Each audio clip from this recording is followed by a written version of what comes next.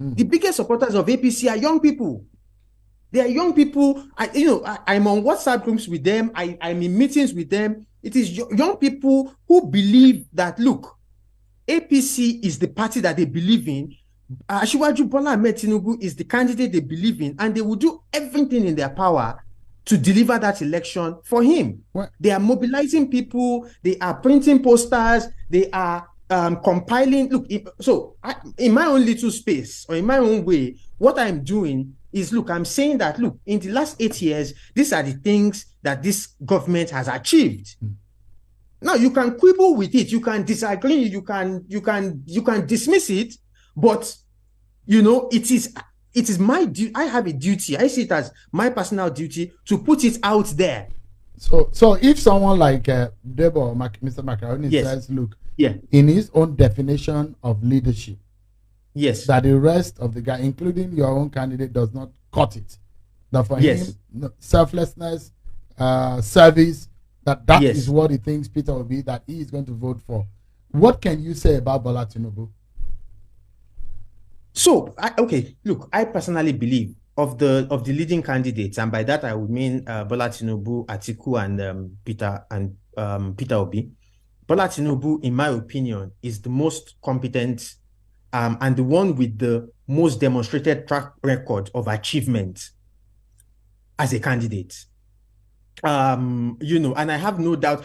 Look, I know what he did in Lagos State, and there's nothing, in my view, that Peter Obi did in Anambra that comes close to what Peter Obi did, to what Asiwaju did in Lagos, in terms of innovation. Now, this is innovation, public sector innovation that other states have copied.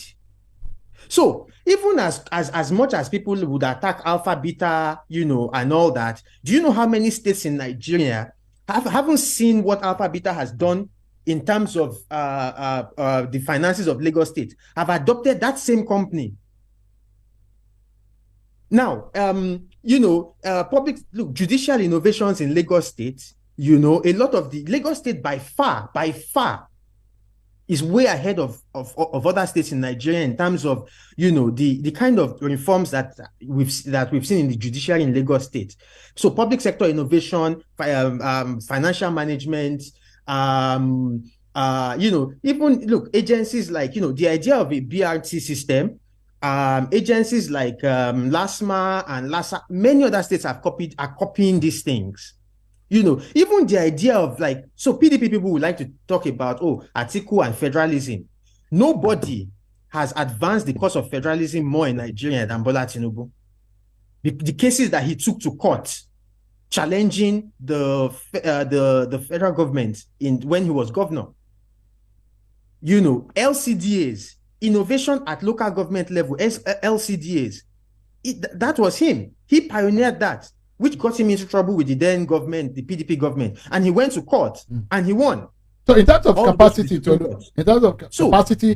deal with the present situation of Nigeria now, yes. If you probably are not voting Tinubu, if Tinubu was not on the ballot, who would you have voted? Between Atiku, Peter Obi, or Kwankwaso? No, so I'm not going to answer that question because it will be that is going to be the headline of this But I have no doubt. Look.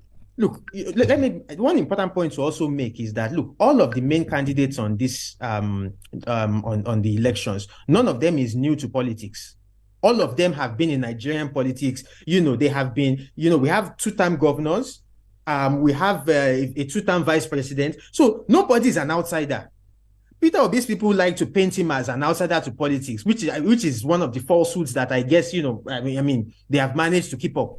But nobody is new. So if nobody is new to politics, why are we not looking at what people have done in the past and placing it side by side? Someone is asking you on Facebook, Tolu, that do you think Nigeria is safer now?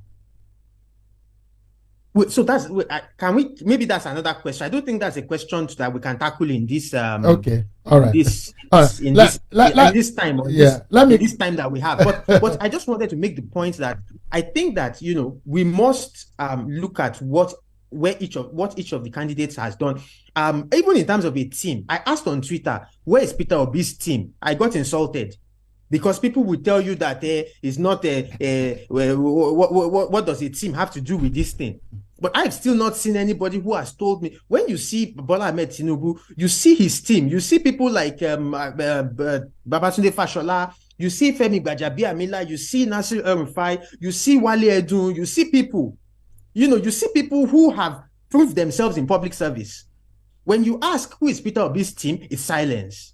So for me, you can see how I can easily come to the conclusion that, look, this is who I'm voting for. Some people active on social media, maybe, I don't even know for sure, may just be more likely to vote maybe Peter Obi, for example. But Nigeria's youth, the bulk of Nigeria's youth are not even on social media. Those are important points to make, that, look, yeah, so one candidate may get the bulk of votes of young people active on social media. But look, Tinubu has a lot of active young supporters on social media. And then there's the point that most Nigerian youth are not even necessarily active on social media. So there are thousands of young people in the north whose fortunes have changed for the better because of the advance or because of the successes in agriculture, for example. The fact that there were 7 fertilizer blending plants in 2015. There's more than 70 today, and I can go on and on and on. But this is not, this is not a campaign. Yeah. This is not a campaign conversation. Yeah. Platform. But I'm just saying that it's misleading to think that you can use the subset of Nigerian youth who are the most active or most vocal on social media as a representation of all of Nigerian youth, keeping in mind also this basic psychological principle that people who are not happy with a system are more likely to be vocal about that system on social media than people who are happy.